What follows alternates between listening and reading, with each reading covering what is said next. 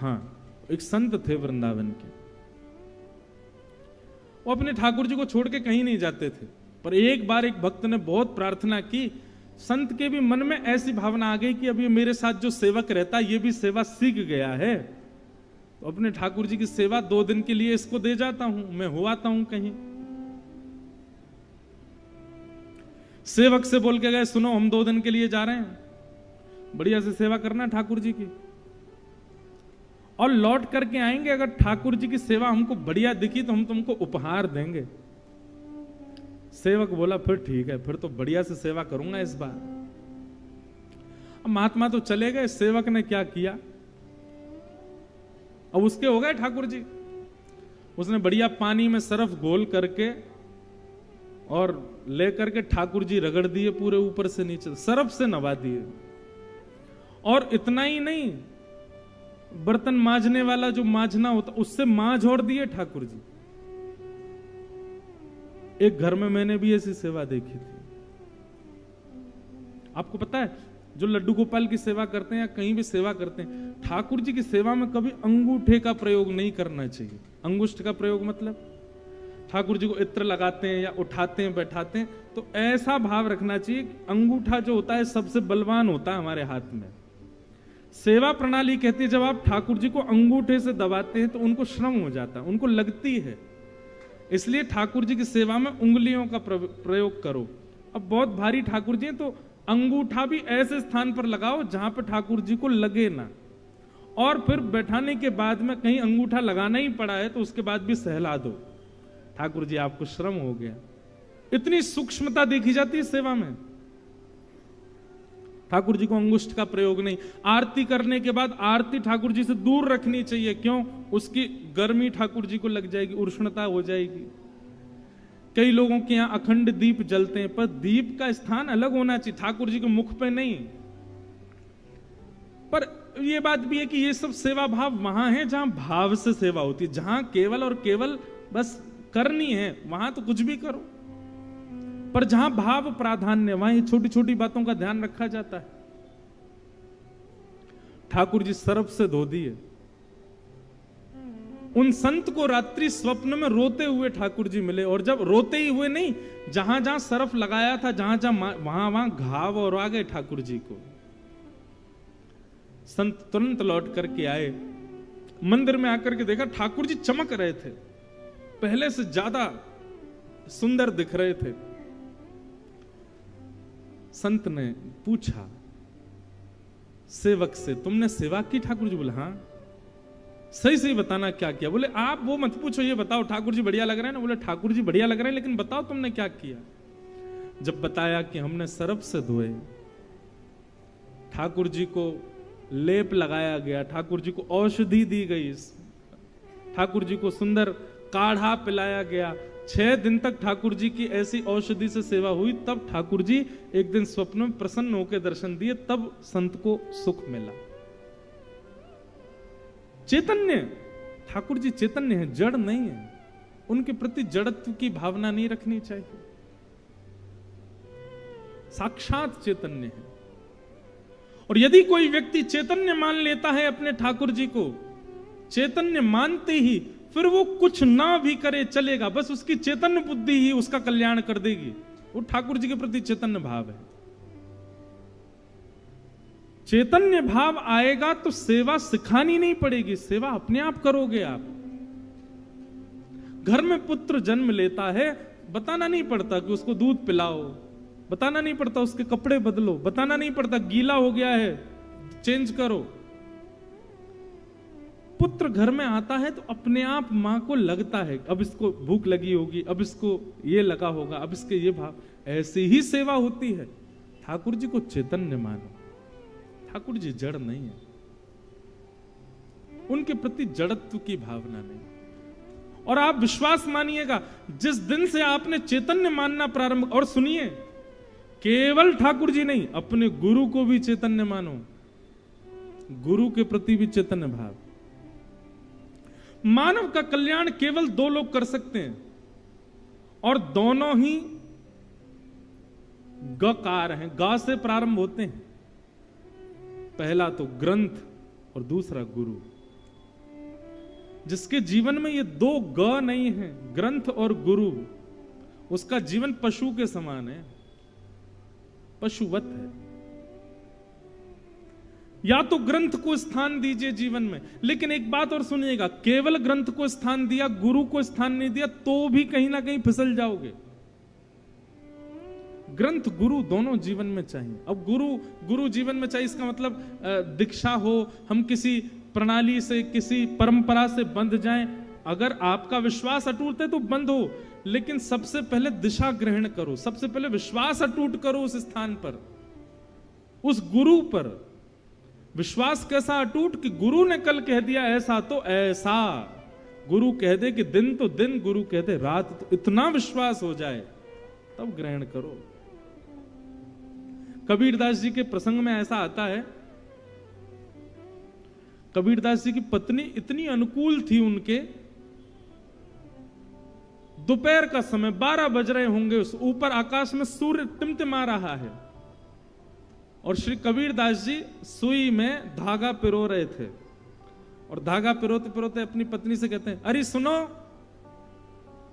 दीपक लेके आना जरा, बाहर बैठे हैं प्रकाश में, दीपक लेके आना, मुझको धागा डालना है सुई के अंदर। पत्नी इतनी अनुकूल थी कबीरदास जी की, वो ये नहीं पूछती थी कि सूर्य निकला हुआ है, इतना प्रकाश हो रहा है, तुम अब दीपक जला के क्या करोगे, वो दीपक लेके आई रखी। ऐसा मृत्यु से परिचय कराती है भागवत की कथा। मैं कथाओं में एक बात कहा करता हूं, बहुत ध्यान से सुनिएगा। ये 7 दिन की कथा क्या है, 7 फेरे हैं हमारे ठाकुर जी के साथ। प्रत्येक दिन की कथा से एक फेरा हो रहा है, दूसरे दिन की कथा कल दूसरा फेरा, तीसरे दिन की तीसरा फेरा, चौथे दिन की चौथा फेरा, ऐसे 7 दिन की कथा से 7 फेरे हो गए ठाकुर जी के साथ। अब 7 फेरे हो गए मतलब हमारा ब्याह है ठाकुर जी के संग, और जैसे ही ब्याह भयो, अब ब्रजभाषा आ जाए बीच बीच में सुन लेना है, ठाकुर जी से ब्याह भयो, अब भयो को वयो मत समझ लेना, वयो वयो मतलब गया है? कि चले जाओ, क्या होता है वयो का मतलब गया, वो गया, उसको ऐसे बोलेंगे वयो। तो भयो, भयो को ये ब्रजभाषा है, हिंदी में बोलते हैं हुआ, भयो हुआ। तो क्या बता रहा था मैं भूल गया हैं? हाँ 7 दिन की कथा। वाह महाराज जी, अच्छे श्रोता हैं आपके। तो हाँ 7 दिन हमारा ब्याह हो गया। अब सप्ताह के बाद हम तो चले गए कथा करके, और ब्याह करके सब बहुओं को यहीं छोड़ गए। हमारी बहू नहीं, ठाकुर जी की बहू। हम तो ब्याह पढ़ाने वाले पंडित जी हैं, हम तो ब्याह करा रहे हैं। ब्याह के बाद ठाकुर जी तो चले गए। अब क्या है, अब प्रतीक्षा है। प्राचीन काल के भारत में ब्याह हो जाता था, गौना नहीं होता था, गौना होता था कुछ वर्षों बाद। ठीक वैसे ही आप सबका 7 दिन में ब्याह तो हो गया ठाकुर जी से कथा सुन के, अब गौने की प्रतीक्षा करो। गौना क्या है? मृत्यु ही गौना है, मृत्यु गौना है। श्रीमद् भागवत के श्रोताओं को मृत्यु मृत्यु नहीं दिखाई देती, उनको अपना गौना दिखाई देता, वो हमारा गौना है।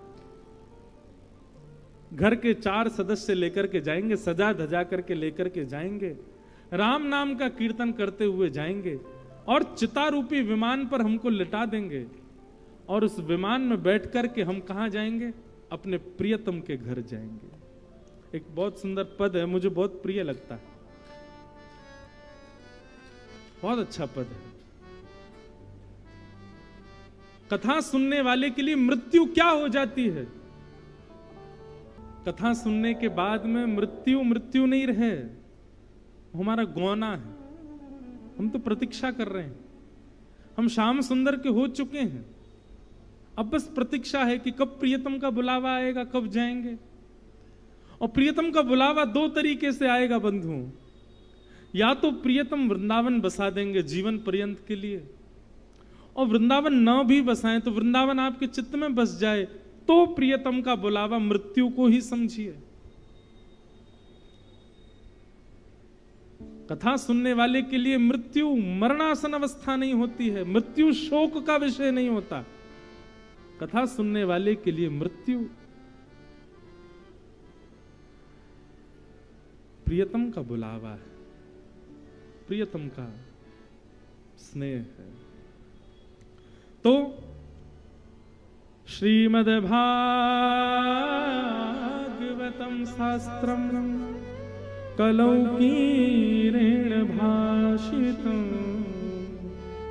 श्रीमद्भागवत रूपी शास्त्र कली रूपी इस कलयुग में भगवत प्राप्ति का साधन है। प्रश्न किया, बोले महाराज भागवत की कथा सबसे पहले किसने किसको सुनाई, आप कृपा करके हमको बताइए। तब बताया गया सबसे पहले भागवत की कथा सनत सनंदन सनातन सनत कुमारों ने नारद जी को सुनाई। क्यों सुनाई नारद जी को? तो वर्णन किया, नारद जी एक बार भ्रमण करते हुए पृथ्वी पर वृंदावन पहुंचे। वृंदावन में उन्होंने भक्ति महारानी को देखा। भक्ति महारानी बड़ी प्रसन्न नहीं थी, क्योंकि उनके पुत्र ज्ञान और वैराग्य वृद्ध हो गए थे। उनकी प्रसन्नता के लिए नारद जी महाराज ने बद्रीनाथ में जाकर के सनत कुमारों से पूछा। तब सनत कुमारों ने कहा, ज्ञान और वैराग्य को पुष्ट करने का एक ही तरीका है। क्या? गंगा द्वार समीपे तु तटमानंद नामकम, गंगा के द्वार पर आनंद नाम के वन में भागवत की कथा कराओ, उसी से ज्ञान और वैराग्य पुष्ट होते हैं। बंधुओं बहुत ध्यान से सुनिएगा, आप यहां भक्ति पुष्ट करने नहीं आए हो। भक्ति आप सबकी पुष्ट है, भक्ति मेरे अंदर आप सबके अंदर है। क्यों लगता है कि भक्ति हमारी पूर्ण नहीं है? क्योंकि ज्ञान और वैराग्य पुष्ट नहीं है। भक्ति के दो पुत्र हैं, ज्ञान और वैराग्य, वो हमारे चित्त में नहीं है। और ज्ञान और वैराग्य के ना होने के कारण मां भक्ति जो है वो विचलित रहती है। इसलिए हमको लगता है कि भक्ति हमारी पूर्ण नहीं। जैसे ही आपको ज्ञान हो जाएगा, जैसे ही आपको वैराग्य हो जाएगा, अब यहां ज्ञान और वैराग्य क्या, बस ये दो बातें सुन लो, फिर हम कथा को विराम देते हैं आज के प्रसंग को। ज्ञान क्या है?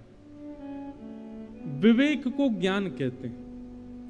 सही और गलत की पहचान हो जाना, इसको ज्ञान कहते हैं। ज्ञान का मतलब बहुत नॉलेज होना नहीं होता, ज्ञान का मतलब विवेकी होना होता है। नॉलेजेबल व्यक्ति को प्रधानमंत्री नहीं बनाया जाता, विवेकी व्यक्ति को बनाया जाता है। हमारे घर में दोनों होते हैं, एक बहुत पढ़ा लिखा होता है और एक वो होता है जो पढ़ा लिखा नहीं है पर निर्णय सही बताता है। दो लोग होते हैं ना। लाइफ के जब बहुत बड़े डिसीजन लेने होते हैं, पढ़े लिखे के पास नहीं जाते आप, उसके पास जाते हो जिसका निर्णय सटीक होता है, उसी को ज्ञान कहते हैं। और ये ज्ञान बंधुओं कहां से आता है? ये सत्संग में ही आता है। गोस्वामी जी कहते हैं, बिन सत्संग विवेक न होई, और ये विवेक भी राम कृपा बिन सुलभ न सोई। आप पढ़ लिख करके विद्वान अपनी काबिलियत पर बन सकते हो, पर विवेकी ज्ञानी आप राम जी की कृपा से ही बनोगे। रावण के पास 10 सिर हैं, वो ज्ञानी बहुत है, पर विवेकी तो श्री हनुमान जी हैं। विवेकी तो श्री हनुमंत लाल है, रावण नहीं है। तो हमको विवेक प्राप्त करना, उसी को ही ज्ञान कहते हैं। विवेकी होना अच्छी बात है।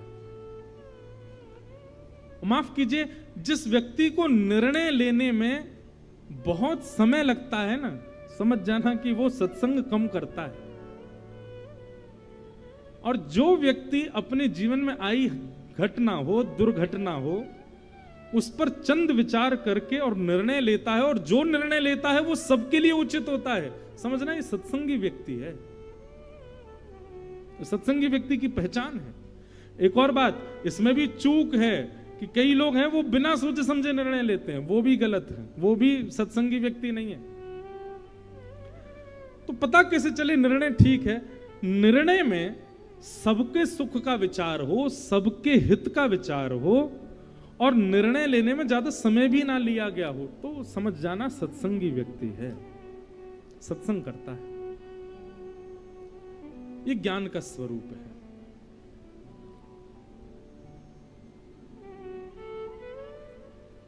हनुमान जी महाराज की पूंछ में आग लगाई गई,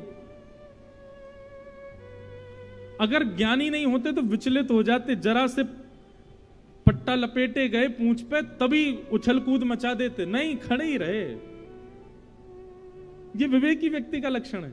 लंबी पूंछ करते गए, और लाओ और लाओ और लाओ।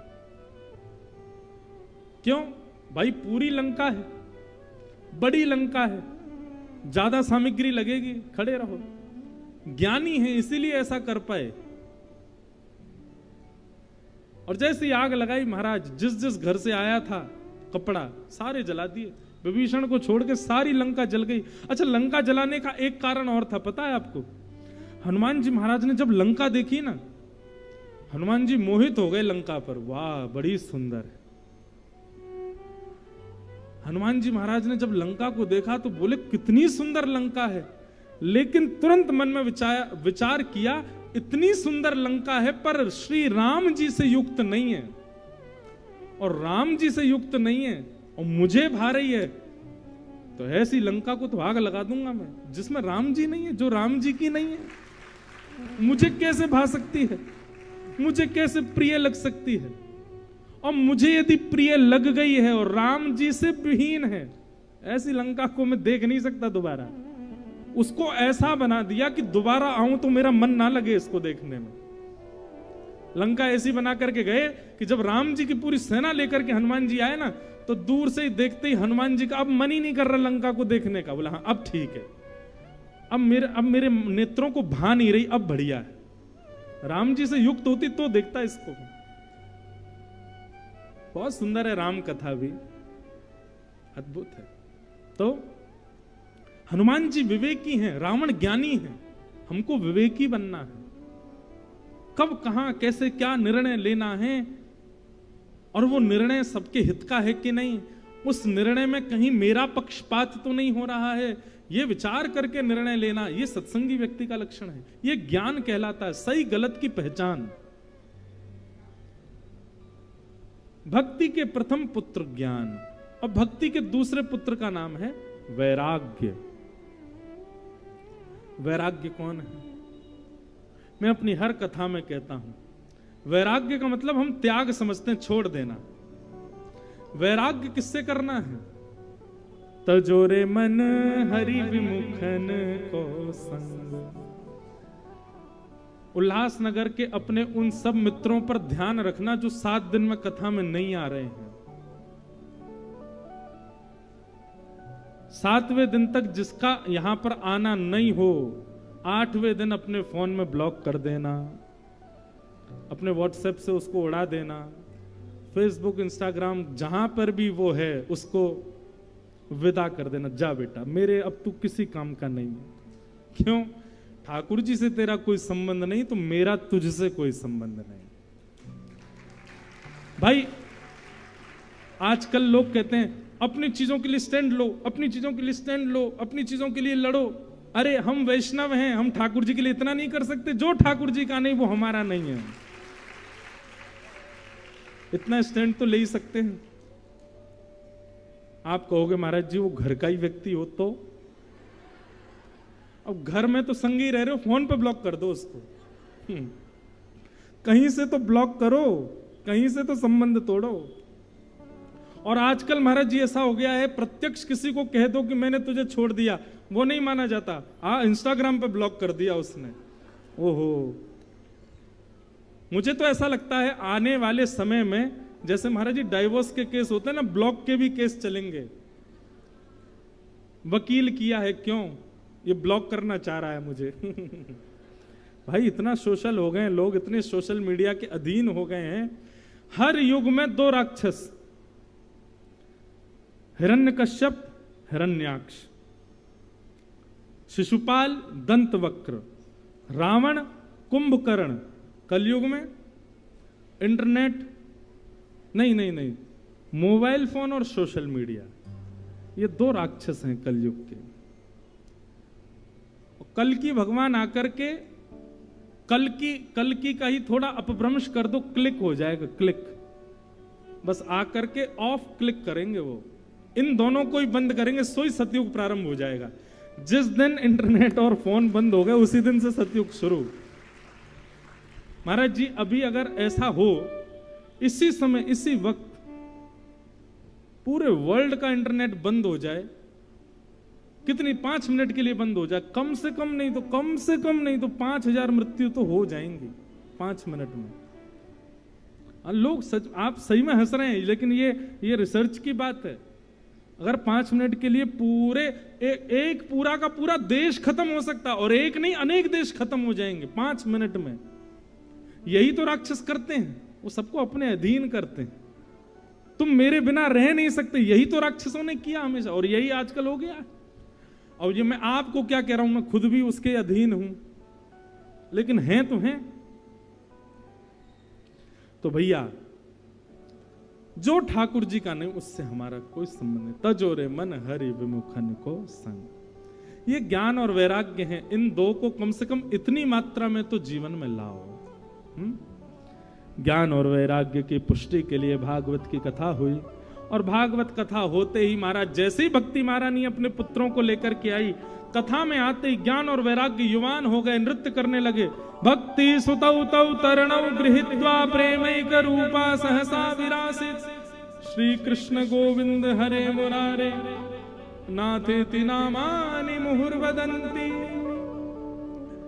भक्ति महारानी ज्ञान वैराग्य के साथ आई, और कथा में आते ही ज्ञान वैराग्य दोनों युवा हो गए।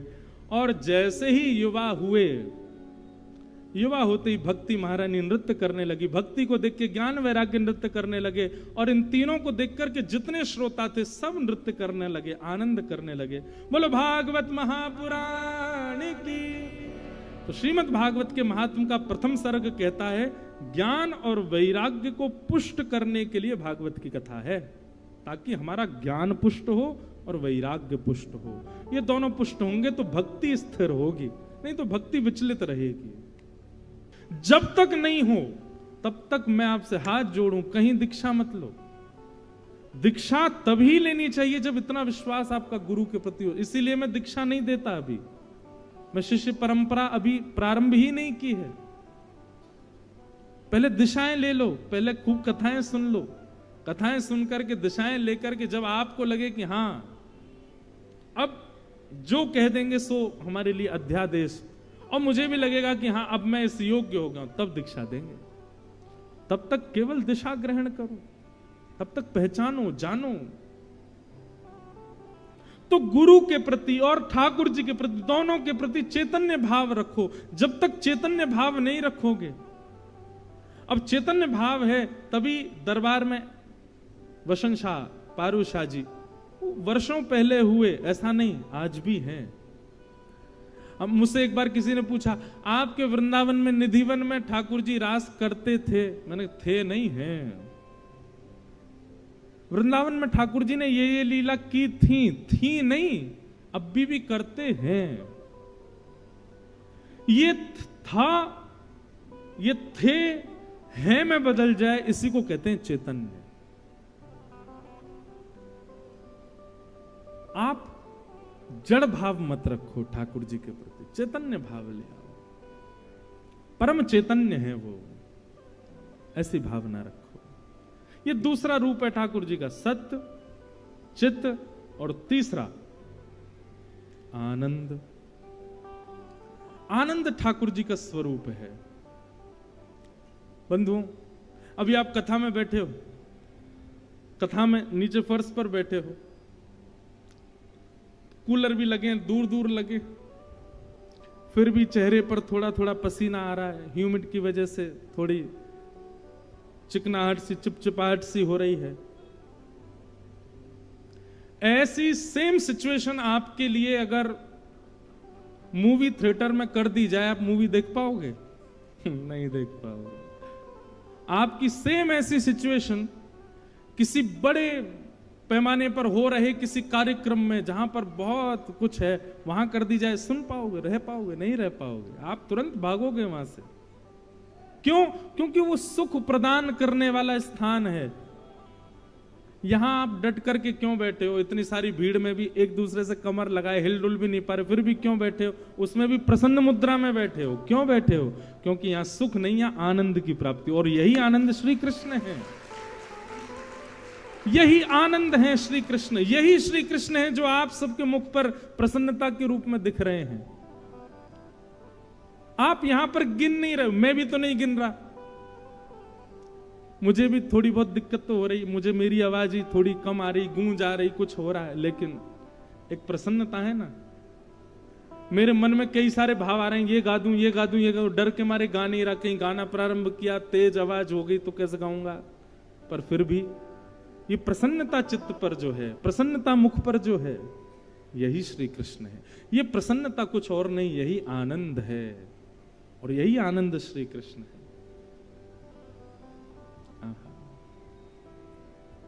यही आनंद श्री कृष्ण है, और ये आनंद सदा मिलता रहे हमें, ये आनंद सदा रहे हमारे साथ, ये आनंद सदा रहे हमारे चित्त में।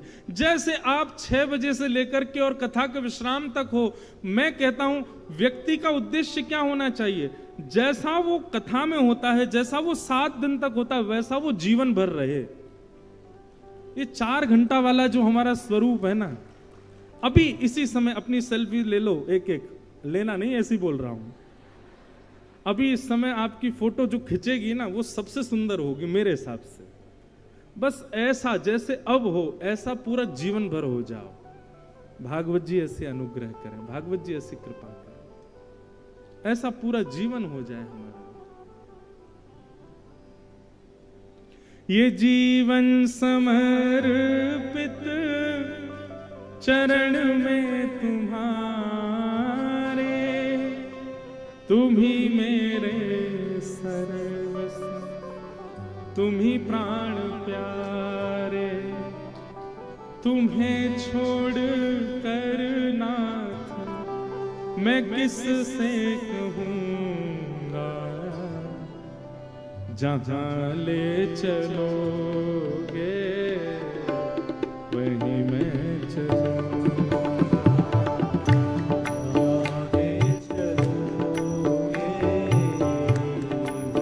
ये एक सूत्र है, ये एक सूत्र है। जब तक ऐसी भावना ठाकुर जी के प्रति नहीं लाओगे, तब तक आपके जीवन में आनंद आ ही नहीं सकता। आप ठाकुर जी को बताओगे ऐसा कर दो, ठाकुर जी ऐसा कर दो, ठाकुर जी ये कर दो, ठाकुर जी वो कर दो, तो जीवन में दुखी रहोगे। फिर ठाकुर जी को कहो जैसे आपका मन हो वैसे हमको रखो, अपने आप आनंद आ जाएगा जीवन में। जहां ले चलो